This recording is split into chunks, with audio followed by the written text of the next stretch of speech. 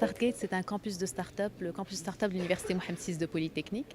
Et quand on a démarré, notre vision était en fait de fédérer un écosystème engagé à favoriser l'entrepreneuriat innovant au sein d'un même espace. Mais avec le Covid, le lieu était devenu obsolète. En fait, il fallait quelque chose qui puisse répondre aux besoins des entrepreneurs innovants au moment où la digitalisation et un certain nombre en fait, de défis se posaient. Et donc, c'est là qu'on a remarqué qu'en fait, il y avait deux besoins principaux à ce moment-là. C'était comment continuer à créer un pipeline de futurs entrepreneurs et donc se focaliser sur de la pré-incubation, de l'incubation pour avoir des porteurs de projets et d'avoir de futurs entrepreneurs et de les accompagner également à vendre. Et d'un autre côté, en fait, on avait besoin aussi d'être un tremplin pour ces startups matures qui sortaient dans notre écosystème au Maroc et qui souhaitaient en fait s'attaquer à des marchés internationaux et d'attirer des investissements.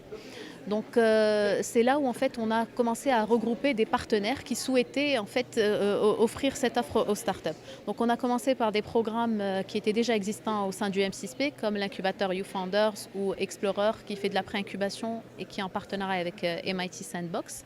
Et ensuite on est allé chercher un partenaire international qui est Plug and Play et qui lui est l'accélérateur ou investisseur dans les startups qui allait nous aider avec cette ouverture aux marchés internationaux et l'attraction des investisseurs.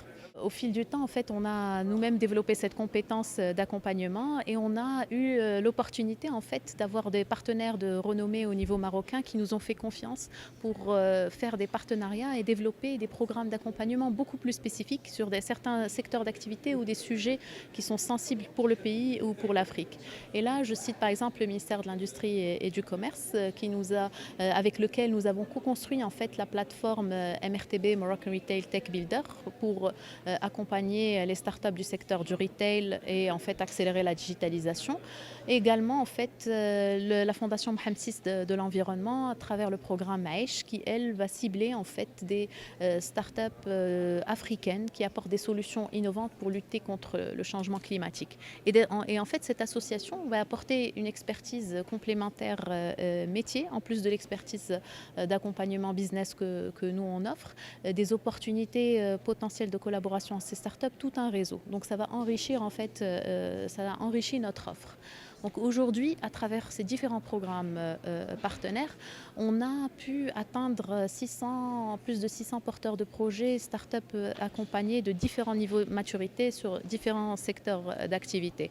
Et donc c'est toute une communauté de startups qui collaborent entre eux, qui échangent, qui se rencontrent finalement chez nous. Donc c'est l'espace où tout le monde se rencontre et qui vont commencer à faire un transfert de savoir-faire entre elles, des collaborations, on va en trouver des clients fournisseurs et ça va nous donner aussi une force de frappe pour aller chercher plus d'offres et de soutien pour ces startups-là.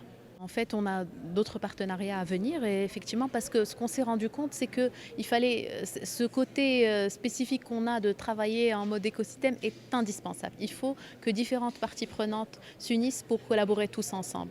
En fait, les startups ont besoin d'investisseurs, ils ont besoin de collaborer avec des corporates. Donc, on travaille aussi avec certaines grandes entreprises dans leurs projets d'open innovation pour que ces startups puissent bénéficier d'opportunités d'avoir de nouveaux clients, de s'ouvrir à des marchés internationaux. Tout ça, en fait, toute cette offre-là, il faut qu'on continue à la développer pour renforcer encore plus cette contribution qu'on apporte au pays.